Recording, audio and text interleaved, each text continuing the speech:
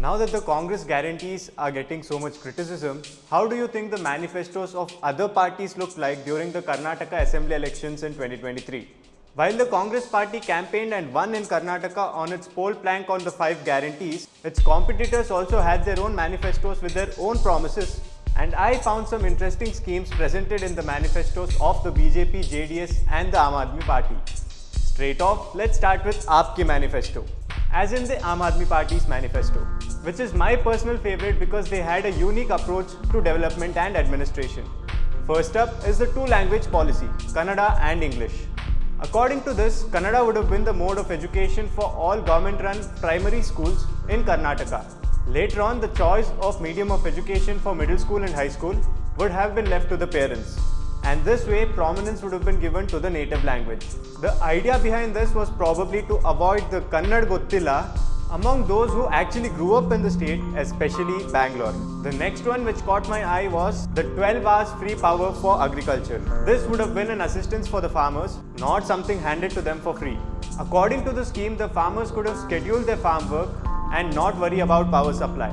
This could have saved them a lot of money, decreasing their financial burden and as a result, increasing the quality of production. Number 3, creating a fully walkable city by opening 1500 walkable streets in Bengaluru. Yes, AAP promised to build 1500 walkable streets which would have provided safe space for pedestrians in a city like Bengaluru where even the footpaths aren't safe to walk on. Next up is the state's previous ruling party, the BJP. They too had some interesting schemes and plans, and here are my favorite 3. Number 1. A Puneet Rajkumar film city would have been built on a massive scale. It would have been India's largest film city of international standards and would have been set up in Mysuru. Now that the Kannada film industry is gaining attention across the nation, this initiative would have provided the necessary infrastructure and could have been a tourist attraction that showcased the glory of Kannada cinema. Number 2. Production-linked incentive scheme. This scheme promised to generate around 10 lakh manufacturing jobs in regions around Bengaluru. It generates jobs in Tier 2 and Tier 3 cities of Karnataka like Mysuru, Mangaluru, Shivamogga and others. This could have stopped the overpopulation in Bengaluru. This could have reduced the huge income gap between Bengaluru and the other cities. And number 3, Karnataka River Control Plan. I'm sure everybody remembers the devastating Kerala floods of 2018. What many might not remember is that several parts of Karnataka were also severely affected during that time. There have been many instances of flooding in Karnataka, and this flood control plan with an estimated investment of 1800 crore would have been a great security for Karnataka citizens. Apart from this, there is also the Benny Halla River Flood Control Plan that was specific to this particular river. This had a comprehensive plan with an outlay of rupees 1350 crores. And finally, the Janata Dal Secular, or the JDS as everybody knows. Their manifesto wasn't stacked with money but had several people-friendly schemes and benefits. Here are my top 3.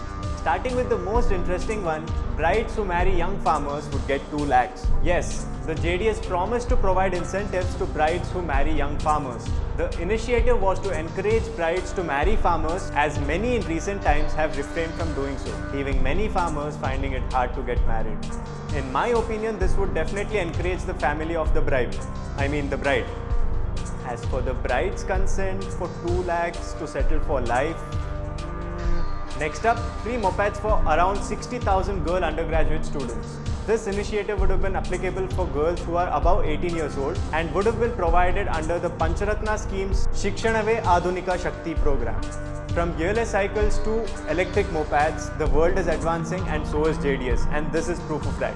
Lastly, under the Chaitanya Yojana, special compensation of up to rupees 25 lakh would have been provided to people struggling with rare diseases. The unique attribute to this program was that it promised to provide the fund within 24 hours. These funds would have been released from the Chief Minister's Relief Fund and would have proven to be highly beneficial if implemented efficiently. In my opinion, these schemes had a lot of potential and wouldn't have made something expensive to make something else free of cost. Congress should seriously look into such innovative initiatives that benefit the people in many ways. Which scheme do you think would have been most effective if implemented? Which one do you think the Congress government should implement? What other interesting initiatives did you find in the other parties' manifestos? I am Sanjay Ponnappa and you are watching India Today's SoSouth.